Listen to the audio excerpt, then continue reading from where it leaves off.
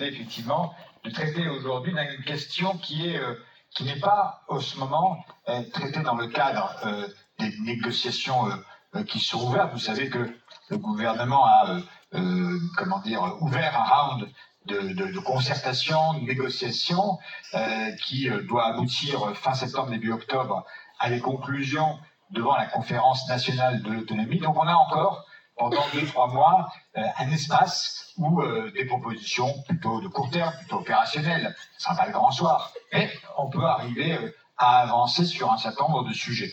Il y en a 2 qui ont été, d'une certaine manière, exclus de la réflexion estivale, c'est le financement et la gouvernance. Pourquoi ? Parce que ce n'est pas entre maintenant et le mois de septembre qu'on va révolutionner ces 2 sujets, et que d'autre part, ils nécessitent l'accord d'autorités politiques bien au-delà de notre microcosme à nous. La question de la gouvernance est une question institutionnelle entre l'État et les départements. C'est pas ici que ça va se traiter, ni même d'ailleurs au ministère de l'Autonomie. Quant au financement, c'est bien une question qui doit trouver sa place dans le débat présidentiel qui va s'ouvrir à l'automne. Et nous, on nous sert ici d'aiguillon en essayant de mettre des données, des réflexions sur la table dans ces perspectives-là.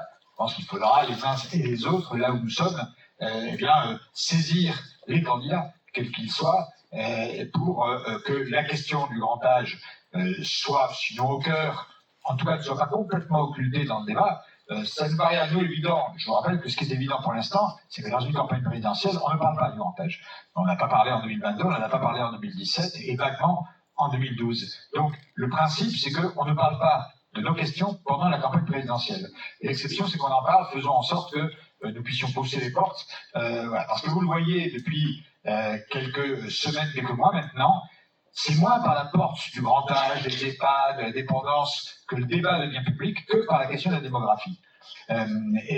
Il a fallu que, en 2025, pour la première année depuis 1944, il y ait plus de décès que de naissances dans notre pays, pour que tout le monde se rende compte que la question du vieillissement n'était pas seulement une question de vieux, mais qu'elle était bien une question démographique et d'équilibre des générations dans le pays qui est le nôtre pour les 20-30 prochaines années. Et regardez comment, il y a 10 jours, la question démographique est revenue sur le devant de la scène parce que l'INSEE a produit des chiffres qui montrent que la population française va commencer à décroître en 2037, alors qu'on pensait que ce serait beaucoup plus tardif. Donc vous voyez, y compris sur la démographie, les choses évoluent très vite, et donc très rapidement, on va se retrouver dans une situation dans laquelle on ne pourra pas demander aux actifs de moins en moins importants de payer pour des personnes âgées dont le nombre est croissant.